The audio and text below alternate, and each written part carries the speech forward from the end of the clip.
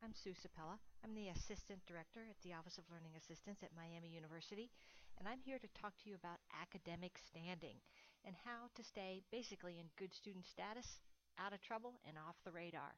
All right, let's go. First of all, good student standing is a cumulative GPA of 2.0 or higher. That means the worst grade you're getting is a C. The best grades you're getting are A's and B's. So that's a good thing. C's are it.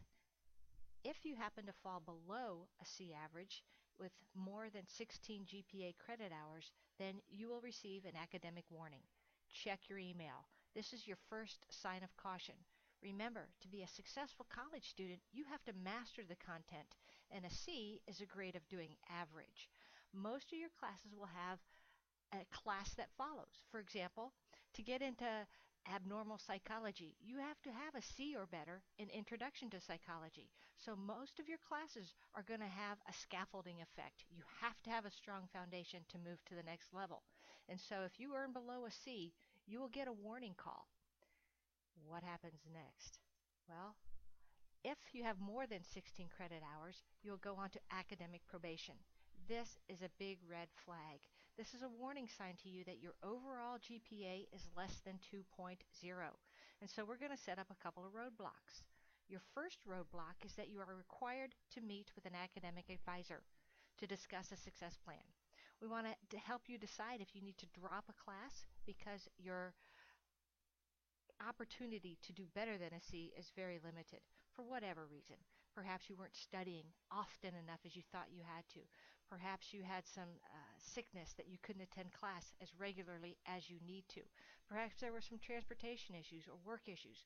Whatever the reason, you need to have a very real conversation with your academic advisor to see if perhaps you need to withdraw from the class. There will be a hold on your account, so you can't self-schedule, and you have to come up with a success plan.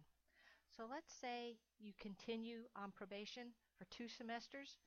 Oh my, this is a very, very big problem.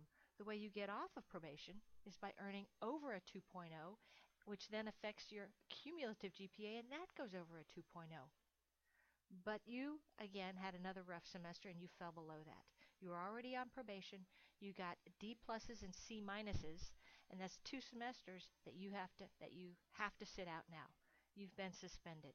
2 semesters below a 2.0 GPA, you have to sit out for 2 terms. That means if you fall below that in the fall, you have to sit out spring and summer.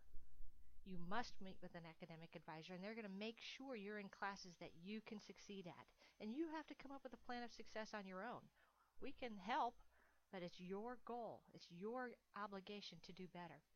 And then you could use a GPA tool to calculate what you need to succeed so that you know exactly what grades you have to get in each class to get more than a 2.0.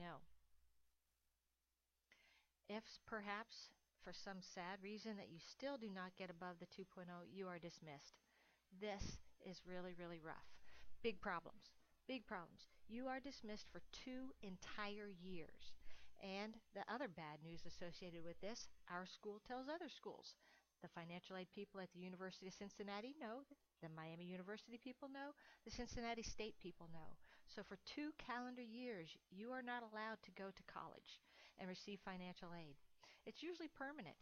However, we have a plan here at Miami University that after 2 years you could come back and start with a fresh start, which would completely wipe your grades out and allow you to start fresh. But here's the other problem. Your loans become due. You can't go to other schools. You are back at McDonald's. So plan for success now. Here are some strategies that will keep you from having to even think about any of this stuff. When you get your first test, your first quiz, or your first paper, make sure you look at that to evaluate how your learning is going. You don't want to just look at it and throw it away and say, oh, I got a C. You want to look at it for clues to help you do better. What is it the professor's looking for? What areas are you weak in? What areas can you improve in? Use that first moniker to let you know how you're going to do. Then go out and seek support services. Would you benefit from having a study group? Would you benefit from meeting with a tutor? All of those things are available on every university's campus. At midterm, Make sure you know your grades and contact your professors. Sometimes sometimes, very seldom, there might be a recording error. You want to make sure that your grades reflect what work you believe you've done. And let's say you're working really, really hard, but for some reason your grades aren't reflecting all of your skill set. So contact a learning specialist. Both campuses, Miami University Hamilton, well, and Oxford and Middletown VOA, we all have learning specialists that will help you learn. Again, remember, it's very important to keep your grades at C's and above. Actually, it's most important to keep them as high as you can. And if you do fall below, contact your academic advisor or a learning specialist immediately so you can get the help and the support that you need. Thank you.